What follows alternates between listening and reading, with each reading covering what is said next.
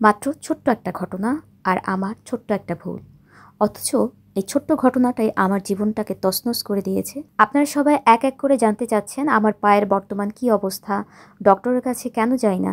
তাই ভাবলাম আপনাদের জন্য একটা ভিডিও সামনে নিয়ে আসি, যে ভিডিওর মাধ্যমে আমি সবটা বলে দেবো আপনাদের। আসসালামু আলাইকুম ভিউয়ার্স, সবাই কেমন আছেন? চলে এলাম নতুন একটি ভিডিও নিয়ে। এটা ছিল প্রথম রমজানের আমাদের ইফতারির আগ মুহূর্তের ভিডিও। মেনুতে ছিল পেঁয়াজু, বেগুনি, ডিমের চপ, ভেজিটেবল রোল, কাঁচা ছোলা, খেজুর, লেবু ট্যাং মিশিয়ে শরবত করে নিয়েছি, আর ছোলা ভুনা। ও হ্যাঁ, স্বামী কাবাবও ছিল, আর ছিল সালাদ, যেটা থাকতেই হবে ইফতারিতে, আমাদের মাস্ট। তো যাই হোক, আমি অসুস্থ, মা কিন্তু বড্ড টেনশানে পড়ে গেছে। মায়ের মনটা খুবই খারাপ, কারণ সে কখনো চিন্তাই করেনি তার এই রমজানটা এইরকম হবে। কিন্তু ভাগ্যের লিখন না যায় খণ্ডন। পেঁয়াজগুলো ভাজতে বেশ অসুবিধা হচ্ছিল, কারণ চুলার গ্যাসের ফ্লেম একদম লো হয়ে গিয়েছিল, তাই খুলে খুলে আসছিল পেঁয়াজগুলো। এখানটায় আমি আমার ইফতার খাওয়ার ছোট্ট একটি ক্লিপ শেয়ার করেছি। আমি আসলে শুরুটা করি কাঁচা ছোলা খেয়ে, তারপর সালাদ নিয়েছি বেশি করে। এখন খাবো মায়ের স্পেশাল বেগুনি।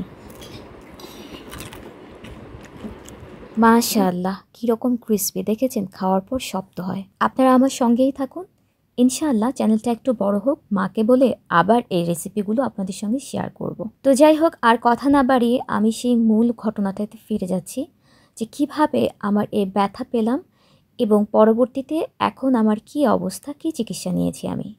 তো সময়টা ছিল ভর দুপুর। আমি গেছি আমার কচু গাছের নতুন যে চারা তৈরি হয়েছে সেখান থেকে চারাগুলো তুলে আরেকটা নতুন বেডে দেব, সেই জন্য গিয়েছিলাম আমাদের কুসুম আপুকে নিয়েই। তো কুসুম আপুর শরীরটা আসলে সেদিন ভালো ছিল না, তাই কুসুম আপু আমাকে মোটামুটি রেডি করে দিয়ে দ্রুত তার বাসায় চলে গেলেন। শুনশান ছাদ, একদম একা আমি, কেউ নেই, আর সময়টা ঠিক দুপুর 12:30।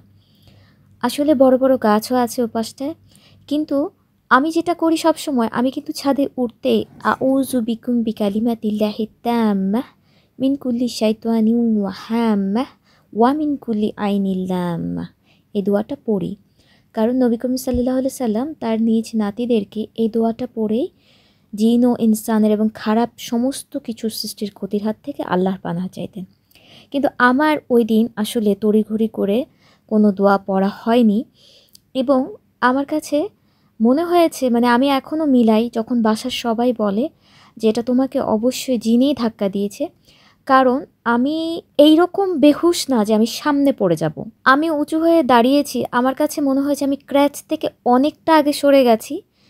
এটা কেন হয়েছে একমাত্র আল্লাহ ভালো জানেন। সামনে শুধু দেখতে পাচ্ছিলাম যে আমি সোজা হয়ে পড়ে যাচ্ছি, এবং হয় না যে সবসময় আমি আস্তাগফিরুল্লাহ অথবা ইন্নালিল্লাহ, আমার এমন কোনো জীবনে বিপদ যায়নি যে আমার ইন্নালিল্লাহ শব্দটা মাথায় আসেনি, কারণ ইন্নালিল্লাহ কিন্তু সবচাইতে বড় বিপদের দোয়া। সো ইন্নালিল্লাহ শব্দটা আমি বলবই, বা আস্তাগফিরুল্লাহ আমি বলবই, যে বিপদটা যেন রুখে যায়, ওই মুহূর্তে স্টপ হয়ে যায়। কিন্তু আমি সেদিন আস্তাগফিরুল্লাহ ইন্নালিল্লাহ কিছুই পড়িনি। আমি শুধু দেখতে পাচ্ছি যে আমি ক্র্যাচের অনেক আগে, কি করে আমি ক্র্যাচের আগে গেলাম সেটাই আমি ভাবছিলাম, আর দেখতে পাচ্ছিলাম সোজা ধপাস করে পড়বো, আমার হিপটা ভাঙবে।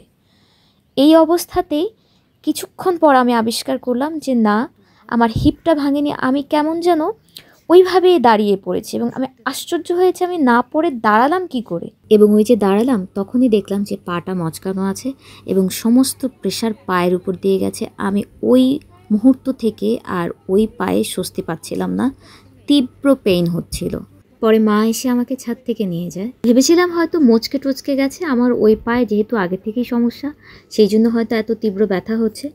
কিন্তু 10 দিন পর যখন ডক্টরের কাছে গেলাম, জানতে পারলাম যে একটা হাড়ে ফাটল ধরেছে আর একটা হাড় ভেঙেছে। তো কি আর করা, প্লাস্টার করে দিল। 2 সপ্তাহ থেকে 3 সপ্তাহের জন্য প্লাস্টার থাকবে আপাতত, এটাই বলেছে। পরবর্তীতে এক্সরে করে বোঝা যাবে যে জোড়া লেগেছে কিনা আদৌ। আপনারা দয়া করে সবাই আমার জন্য একটু আল্লাহর কাছে দোয়া করবেন, এই পবিত্র রমজান মাস উছিলায় আল্লাহ যেন আমার গুনাহ খাতাগুলো মাফ করে দিয়ে আমাকে সম্পূর্ণ সুস্থতা দেন, সুস্থ করে আপনাদের মাঝে ফিরিয়ে আনেন। আর আপনাদের কাছে বিনীত অনুরোধ থাকবে, ভর দুপুর কিংবা একদম সন্ধ্যার পর অথবা একদম ফজরের আজান হয় এই সময়গুলোতে আপনারা কখনোই একা ছাদে বা নির্জন স্থানে থাকবেন না। তো আজকের মতো আমি এখান থেকেই বিদায় নিয়ে নিচ্ছি। আল্লাহ হাফেজ।